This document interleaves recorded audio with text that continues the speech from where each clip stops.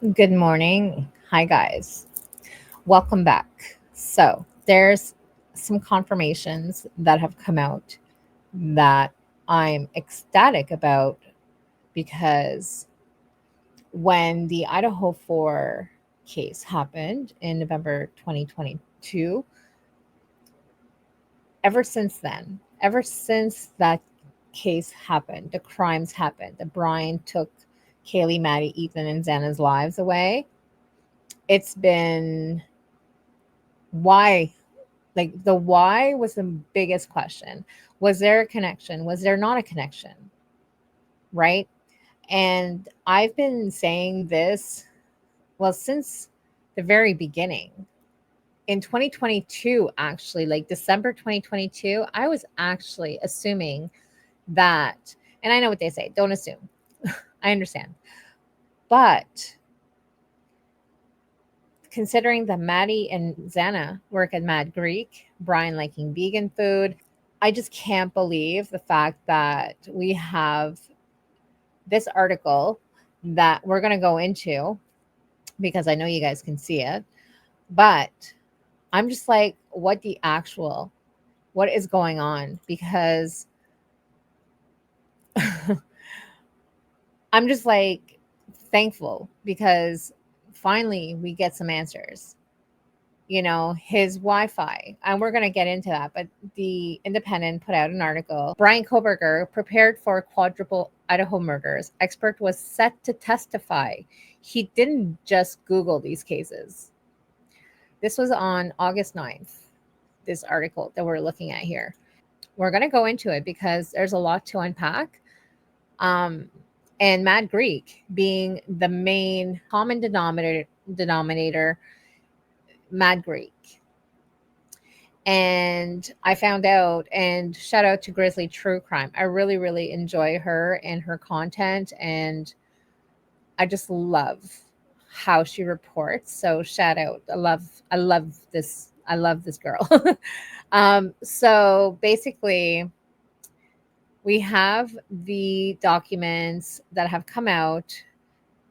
I haven't read them all yet, you guys. I'm going to be honest with you. I'm so slow. And plus weekends, I'm just so crazy busy. I have a full-time job. I have a second job that I do on Sundays and other days, depending on my availability. Um, I try to make time for that second job as much as possible. And then I have my private life, and then I have true crime, TikTok, and then I want to ride my bike. I have my e-bike behind us. So, yeah, I really have a lot that I do. I'm pretty busy. Plus, I have my animals in nature. I need my nature and animal time. So, I haven't gone through all the documents yet. There's my cat. Sorry, you guys. He wants to go outside again. Whoopsies. I'm dropping everything, obviously. I'm on document. Ooh, I'm higher than I thought. 117. Higher than I thought. But 117 is what I'm on right now. But I'm not going to go into all of that because I want to make a dedicated video for that.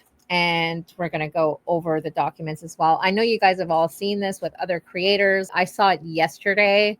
So I wanted to put out a video, but again, I had things going on last night, so I couldn't get to it. So I'm thankful there's other creators posting it before me. Back to the article here. We're going to go over it. Um, so before the DNA, and this again is on August 9th, and this is someone who's going to testify.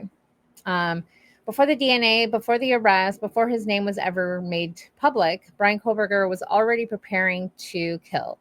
Two digital forensics experts tell Andrea Cavalier what they discovered by digging through his phone. So Andrea Cavalier is the reporter, and there's two witnesses. So at 2:54 a.m. on November 13th, 2022, Bryan Kohberger's phone went dark. The battery didn't die, and it wasn't randomly powered off. It was silenced with precision. Precision, sorry. It was silenced with precision. Wi-Fi and cellular data were disabled, no location tracking on, and no background activity. A deliberate blackout during the exact window prosecutors say 4 Idaho students were brutally murdered at their off-campus home. 2 hours later, at 4:48 a.m., the phone turned back on. It would be months before investigators fully understood what that gap in activity meant. But to the digital forensic experts tasked by prosecutors with retracing Kohberger's steps for evidence to be used against him in this trial, the silence spoke volumes. What we learned is he prepared. Heather Barnhart, Senior Director of Forensic Research at Celebrate, told The Independent. So Heather is one of the experts that was going to appear. So Heather Barnhart, Senior Director of Forensic Research. Barnhart and her colleague Jared Barnhart, head of CX Strategy and Advocacy at Celebrate, also a digital forensic expert on the case, were slated to testify at Kohberger's trial before he unexpectedly accepted a plea deal, admitting to the November 2022 quadruple murders and receiving life without parole in July. Kohberger was sentenced to life in prison for the murders of Kaylee Goncalves, 21, Madison Mogen, 21, Xana Kernodle, 20, and Ethan Chapin, 20, who were found stabbed to death on November 13th, 2022, in the small town of Moscow, Idaho. Digital silence, a red flag. Now, as more details began to trickle out through previously sealed police reports and court documents, the team is revealing to the Independent what they learned about the killer through his digital footprint. The Celebrate team had uncovered, and I'm sorry if I'm not saying that right. Celebrate, maybe? I don't know. Had uncovered files scrubbed from devices, searched, routed through VPNs, and deep downloads about serial killers, all of which they say painted a chilling picture of obsession and planning. He, like, I swear he went to criminology for just to kill, just to learn how to kill. I really think that's the only reason he went into criminology, to try to get away with the perfect murder, seeing, he studied it. While DNA from the knife sheath ultimately tried Kohberger to the crime scene, it was the voids in the other side trackable life that revealed how the killings were premeditated, the experts say. Forensic analysis revealed that Kohberger's phone had only 4 periods of total inactivity dating back to June 2022. One of those silent moments occurred on the night of the murders. He didn't just lose signal or run out of battery, Jared said. This was an actual button press, power off on purpose, and then power back on 2 hours later. And in the middle of that, 4 people were killed. Kohberger was no stranger to killings in theory. As a criminology PhD student at WSU, Kohberger had long been immersed in the study of crime. But according to the digital forensics team, his interest crossed a line from academic to obsessive. That's wild. Like, you can just tell from all his body cam footage how he was obsessed. Obsessed. No crosswalks in PA. You can stay in the intersection until it's red, then you can turn. He was always challenging the police whenever he would get stopped for the traffic violations, especially this most recent one. What if I lied to you? What if I lied and said I was wearing my seatbelt? Would you know? He didn't just Google these cases, Heather said. He downloaded full PDFs of case files, not once, but repeatedly. He was downloading detailed reports on serial killers, including Danny Rolling, who also murdered college students using a similar knife. I had never heard of the Gainesville Ripper, Danny Rolling. I have never heard of this case, and I am so embarrassed that I have never heard of this case. It was 1989, 1990. I would have been 11, 12 that back then. I was born in 78.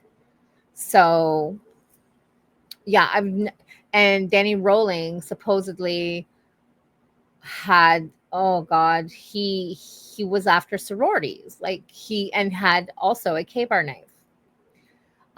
So that's one thing that I wasn't aware of, but also Ted Bundy, right? And again, I still think Elliot Rodger as well, but Danny Rolling would make the most sense based on the fact that he also used a K bar and went after sorority girls, blondes with brown eyes that looked like his mom. That's fucked up. That reminds me of the movie 911, I think, with Halle Berry. Is that her name? Halle Berry? Anyways, and that guy was obsessed with his mom or sister or something. It was fucking crazy. Anyways, sidetrack. This wasn't casual browsing. This was meticulous research, she added. To determine exactly what happened during that 2 hour window on the night of the murders, the Celebrite team co created the digital environment and studied call logs. Turning off your phone isn't enough, Heather said. You have to disable Wi Fi, disable cellular, then power down. That's what he did. And that's what he did. They discovered that in the days right before and right after the murders, Kohberger disabled Wi Fi access on his devices and routed his traffic through NordVPN, a tool designed to anonymize online activity. While the act is not criminal, it is abnormal, Jared noted. He was, so let me bring this up. He was diligent in prep and cleanup, and he made our job really hard, Jared said. This is someone who really tried hard not to be detected. His phone had joined the Wi Fi at the restaurant two of the victims worked at, but Kohberger failed to do a full cleanup of his phone.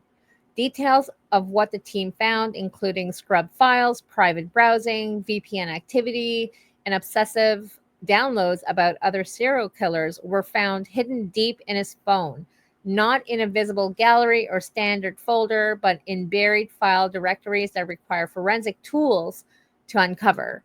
He had also downloaded reports on the Idaho murders and extensive searches of the victims.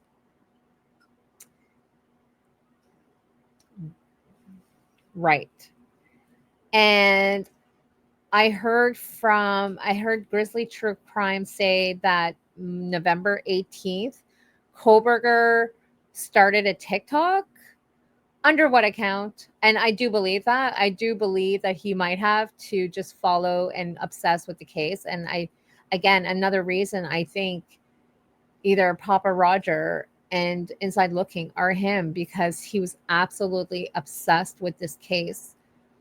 He was he wanted both hands in it, right, even after in discussing about it.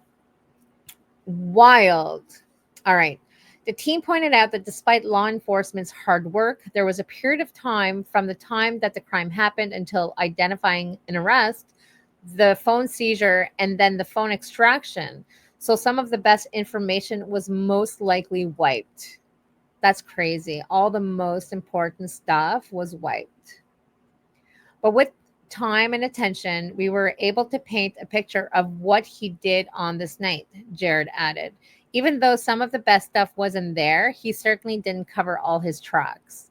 Kohberger's digital footprint also included a passive log of Wi Fi networks his phone sought out. On the night of the murders, before the phone was turned off, his phone was searching for Wi Fi signal. And he wasn't at home, Jared said. And while motive and any connection between Kohberger and the victims remain completely unknown to the frustration of the victims' families, there is some digital evidence that showed Kohberger may have encountered at least one of the victims previously at their workplace. Madison Mogen and Xana Kernodle worked at a local restaurant, the Mad Greek, as servers before Kohberger murdered them. After the killings, a fellow employee said they remembered Kohberger visiting it twice and eating vegan pizza. So one Wi-Fi log caught Heather's attention when she was searching his digital footprint, the network name for the Mad Greek. Though nothing concrete tied him to the location at the time of the murders, the Wi-Fi log suggested he had been there before, possibly more than once. There was, Heather confirmed, his device had passively logged that network. Of course he saw them there. Like, of course. Like, Pullman is 10 minutes from Moscow. You're not always going to go eat at Pullman, obviously. And he's been in Moscow quite a bit. We know this. His traffic stop, one of them, the one in August, was 5 minutes, 2 minutes from the house. Okay, let me go back here. So we already know that he moved to Pullman June 23rd of 2022, and the murders happened November 13th, 2022. In that time, shopping is better. No smoking gun. Unlike the DNA on the knife sheath found at the scene, the digital evidence didn't deliver one big aha moment, the team said. Instead, it emerged slowly through fractured call logs, gaps in data, and strange behavioral shifts. There wasn't a single smoking gun, Jared said, but we found out that the digital evidence told a story of preparation. DNA can tell you who did it, he added, but the digital evidence showed us intent, and that's what we were going to testify to. So, knowing that they found all these gaps and all these behavioral shifts and weird, strange things, he knew that he was also the entire, like, remember those PA witnesses that were supposed to testify that were meeting with prosecution and the defense to testify to see if they were going to make it to trial and whatnot? This was like days before, like maybe a couple days before Bryan pled guilty. Something happened, and something happened with Jared. I have to go check that witness list again. Actually, I'm going to go check that witness list again, and I'll insert it here because there were 6 witnesses or 7 witnesses that were supposed to testify. And I'm not sure if these were some from PA, but I'm not sure where actually Celebrate Forensic is located. I'm going to have to research that too, because something's weird. Something doesn't, like, as soon as Bryan and the defense team found out that Jared and Heather were going to testify, based on this information that we have here, tying him to Xana and Maddie at least, this would tie into what Inside Looking said as well, that Xana and Maddie were targets based on Mad Greek. And I mentioned that in a previous video when I went over Inside Looking's posts. Interesting.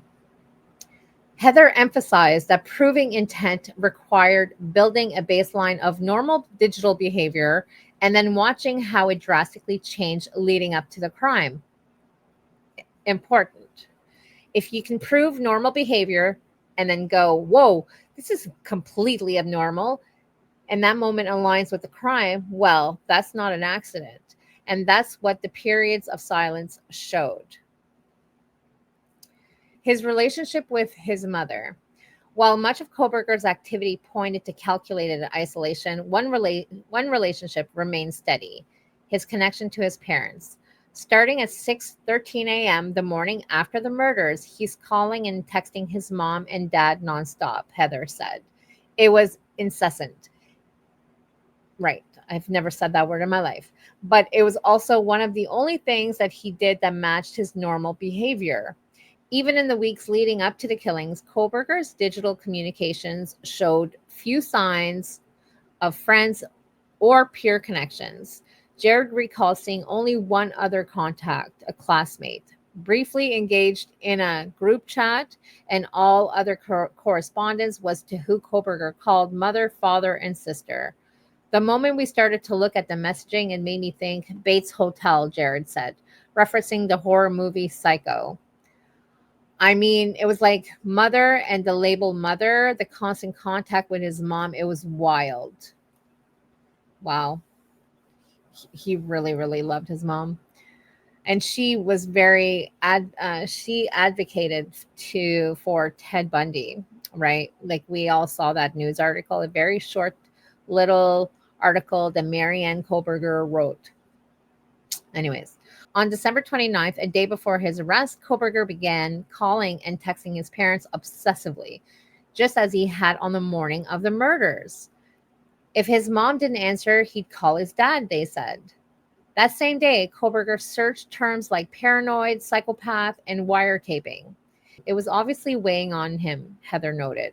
The contact with his mother continued after his arrest, with inmates at Attic County Jail reporting that while he was locked up, waiting to hear his fate, he spent hours on the phone with his mother. And so now I feel that heart, that black heart on the desk beside him when he was getting his sentencing was for his mom. I really, really think. Described by other prisoners as a fucking weirdo, inmates said that he would wash his hands dozens of times a day and would spend 45 minutes to an hour in the shower, court's documents stated. Kohberger's mother and sister were present during his sentencing. At one point during the victim impact statement, his mother broke down in tears. The only time Kohberger spoke at the hearing was to respectfully decline the opportunity to address the court or reveal why he committed the gruesome crimes. We didn't find the why, but we found the how. Despite their executive efforts, the forensic team never found a true why. We didn't find the why, Heather admitted. We wanted to for the families, and that was frustrating, but we found the how. And the how, they say, suggests it wasn't spontaneous. This wasn't someone who just snapped, Heather added. This was someone who planned. He didn't accidentally stumble into this house and commit these heinous crimes. It was intentional. Just goes to show you that the Mad Greek is a huge, huge possibility. And I really believe that the fact that he went in there after moving in Pullman 2023 in June, 2022, sorry, in June, he would have gone to Mad Greek and he would have seen Maddie and Xana, possibly if it was a weekend. I don't know when they worked. And then who knows, if he went more than once, he might not have gone a lot, but he definitely probably got their names or something. And then that's when he started like following them, perhaps. Maybe he had like a fake account, like not a fake, you know what I mean? Like not his actual name. Maybe he had a different account, but I don't know. I don't think he would have, like, I really think he would have followed them off his own name, but anyways, because I'm pretty sure that one account is his. A lot of people disagree, but I still feel that original account, the Bryan Kohberger account, the one that had one post and was disturbing from October 2022 before the murders. This is whenever he was planning the murders. He would have been following and he would have started liking, because as of August 16th, a Bryan Kohberger liked Madison Mogen's posts. So there's that. So yeah, there's this article. And again, you guys let me know what you think in the comments, because I love to hear what you guys have to say. I really, really do. And so please comment, subscribe, like the video, all that fun stuff. I don't say that a lot in my videos, but I'm going to start doing that, because even though trial was supposed to start today's August 11th. I actually booked vacation for this week. And I had planned another week's vacation for next week. So I would have been able and free for you guys during the first week, at least, of the trials. It would have been huge. Opening statements and all of that. That would have been wild. But no more trial. Instead, we have released documents, which I'm still going over. Like, again, I'm like at 117. And this book is filled with notes. And there's so many things I really want to talk to you guys about. So I'm going to read the rest of the documents, and then I'm going to make an actual video going over every document and what I think of them, because there's a lot of things that I question. So there we go. So thank you for watching. It's the biggest intro and the biggest outro with Sonia. All right. I talk a lot, I ramble. Anyways, I hope you guys stayed through and through for the entirety of this video. Again, like, subscribe, comment. I really want to hear what you guys have to say in regards to this new information. Like, they don't have a smoking gun, but they have the intent. They have the intent, and PDFs of serial killers and his obsession and everything. It's just something that is wild, you guys. And I believe this article through and through. I believe Heather and Jared. I do. So have a great day, you guys, and I'll talk to you on the next one. Bye, guys.